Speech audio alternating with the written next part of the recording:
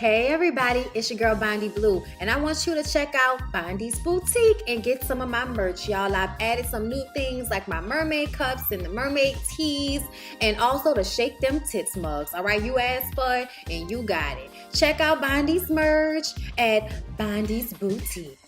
Hey everybody, all right, so I'm back for T.I. and Tiny Friends and Family Hustle, you guys. All right, so we back for season 2, and I wasn't sure if I was going to keep doing this one, but I'm definitely doing this first episode, and I'll gauge how y'all feel about it. But Monica is getting a divorce, and there's always drama with T.I. and Tiny, and Toya got this man we don't know nothing about, and a toddler, a baby. Is she a toddler now? Yeah, it's a toddler. And Toya has a brand new baby, and Tommy, the big head husband, who we kind of be annoyed by, but it's all good. And they little cute, daughter, Madison, that is Toya's step baby. So yeah, we got a whole bunch of stuff going on to talk about on T.I. and Tiny Friends and Family Hustle. So let's get into it. T.I. and Tiny are in a much better place now. They are both living in Tiny's home while they wait for T.I.'s lake house to finish having some renovations. Okay? And they're just loving on each other. And it's cute, alright? They come downstairs, everybody in the kitchen. Zonique is there. She owns her own home now. But, she living with her little boyfriend. And T.I. ain't too happy about that. He want her to make sure she put a ring on it before she had babies with the nigga. And I'm like, sir, be the example of what you want to see in the world. Thank you. Okay? King, on the other hand, is still having some of the same issues he was having last season. He is not taking school seriously. He does not value the education that he is able to have because of his parents being T.I. and Tiny, all right?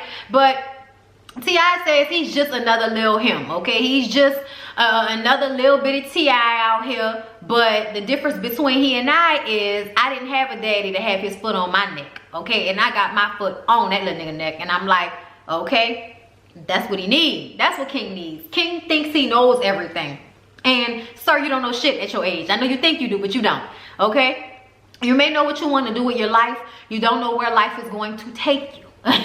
And it is best to have as much as your parents' millions can afford you, which includes an education. And I believe he thinks just because his parents are who they are, he should be able to just jump out into stardom and be this rapper star. And it does not work that way. It doesn't work that way, especially if you want to have real longevity in that career, especially coming from being a child. There aren't a lot of child rappers that are still successful today.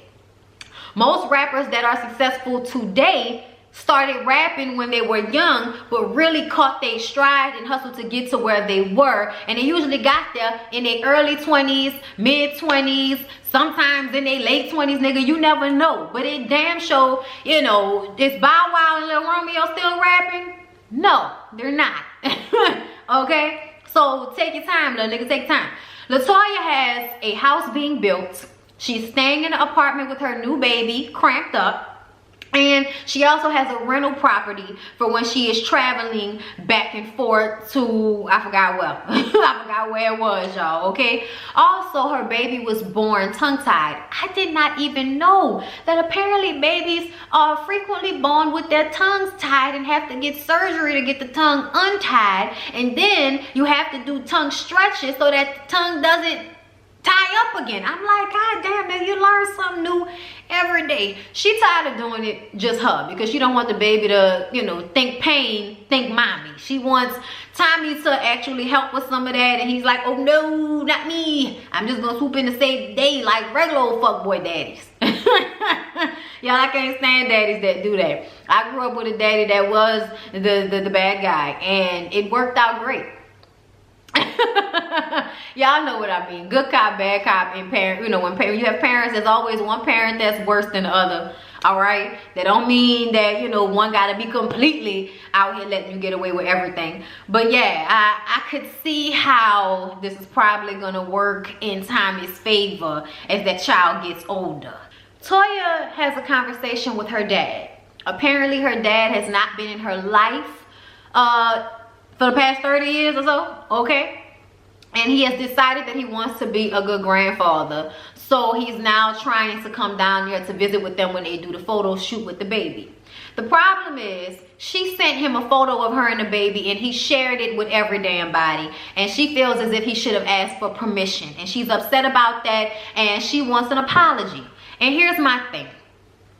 I agree that she is owed an apology, but I also hope and probably figure that she knows that her daddy come from a different time when people didn't have to worry about, oh, let me make sure that I don't post something before the people that it's actually happening to. Like, I even feel like in the past 10 years, that's actually now become a thing. But when I was coming up, like, it wasn't like that. There was no social media, so there was no reason to be so secretive with pictures of you and your baby the way it is now. But she has to be like that because she's LaToya Luckett.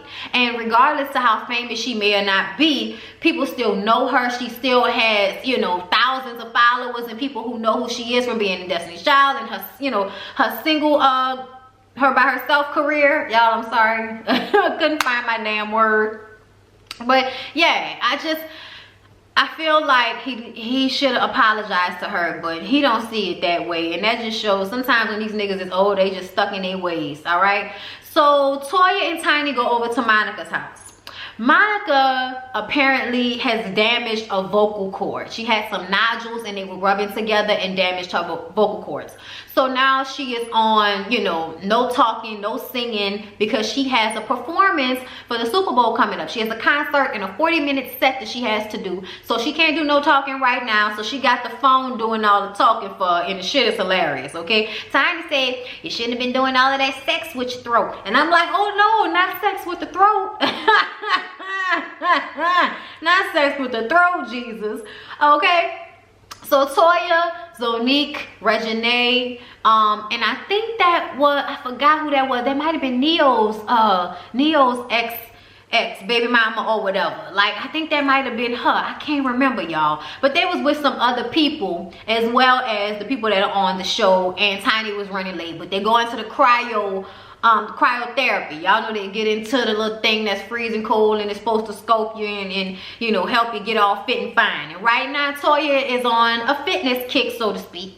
She and Red love working out together. That's what they do, and they're now like joining in a business venture while they're doing that, okay? And they're not, you know, knocking on marriage door or anything like that, but their relationship is going well, and he's great with, you know, their baby. She's just living her life to the fullest right now, and I'm happy for Toya, okay? So when Tiny gets there, they talk about how Zonique don't want to come to family dinner and shit, okay? Tiny got family dinner every Sunday, and because her kids are getting older, she's trying to force them to come together at least for one day a week and spend some time with each other because it's important. And I don't think they realize how important it is, but I think they will. Okay, because y'all know we're gonna have to talk about T.I.'s sister passing away. I believe she got in a car accident and kind of just never really came back after that. So people can be here today and gone tomorrow, and you have to love on them and spend time with them and appreciate them while they're here, because you never know when they can go. Okay, so T.I. is working out. And he said he got into that when he went, you know, when he went into prison. Like, I bet you did, motherfucker. Okay, Messiah is there, and he has a birthday coming up, and T.I. wants to know what he's gonna do for his birthday, and he doesn't know, and he says, son, look out there. The world is your oyster, okay? What do you want, nigga? Just tell me what you want. And we're thinking he's talking about a party, but this turns into T.I. asking what this nigga want in life, all right? And Messiah says he just wants to do music, and, you know, T.I. is like, that's a little bit. You got a whole universe. You gotta, you know, what else? Have other stuff. And basically, T.I. does not want any of his children to feel like a rap career is handed to them because of who their parents are and who he is. They need to work for this, and he needs to see some more initiative because, you know, he's not seeing it. He's not seeing a tenacity. He needs to see a little bit more tenacity. You got to be a hustler when you're trying to be a rapper, and I don't think they understand that. They think that, you know, old times are so different. It's like they are, but they aren't. People really have to grind for a while before they get to the status of being known, especially when they're gonna have a real career. A real career. Not a couple of songs that we like that's on the radio and then in 5 years we ain't talking about your ass, okay? They got a whole bunch of rappers like that that's out, or that then came out in the last couple of years and you ain't talking about them no more. When the last time y'all heard Willie Wop have a hit on the radio, okay? I'm just saying, y'all. So Toya and Tommy go to see the new house, and Madison has predicted that Toya is going to have twins next, and she was already the one that predicted that they were going to have a little girl. So they just nervous about Madison's predictions and shit, okay? So they talk about how Toya's mom is going to have to deal with the fact that dad is going to be around. They have not had to deal with each other in 30 years, and Lord knows what that is going to be like. But Toya is hoping for no drama and that her parents can be good grandparents and be on their best behavior. So Tiny is picking up the kids from school, and I'm guessing that Monica's daughter also goes to school with her kids, and she's about to drop the baby off to Monica's house, just helping out and everything.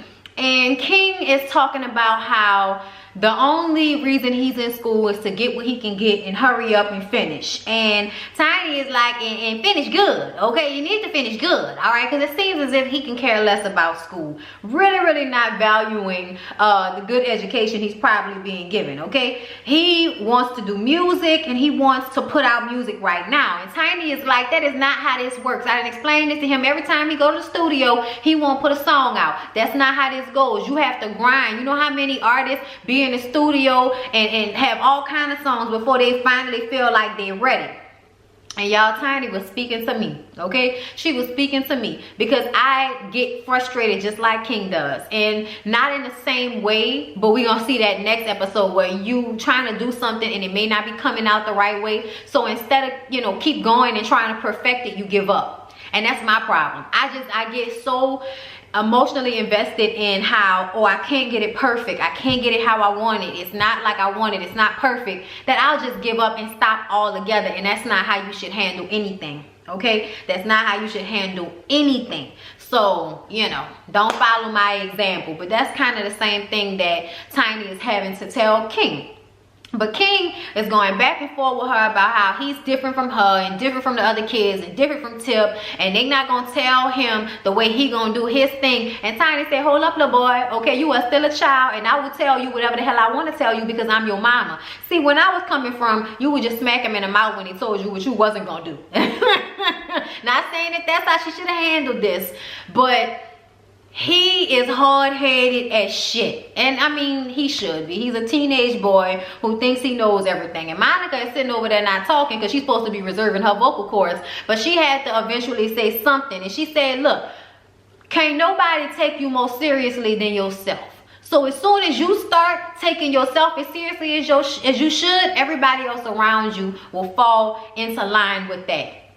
And he just doesn't see it. So Latoya talks to her mom, and we all know Latoya's mom can be a bit controlling. She has her ideas for what she wants for Latoya, okay? So sometimes talking to her can be a bit, you know, tenuous. Okay, if that's a word I can use for this, all right?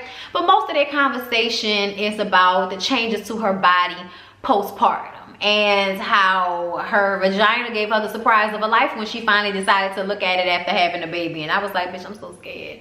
Oh, I'm so scared, but that's all right. Somebody gonna rejuvenate my vagina, all right? Then they talk about her dad, and mom makes it clear that dad could have been involved in her life if he wanted to, but that's not what he wanted to do, okay?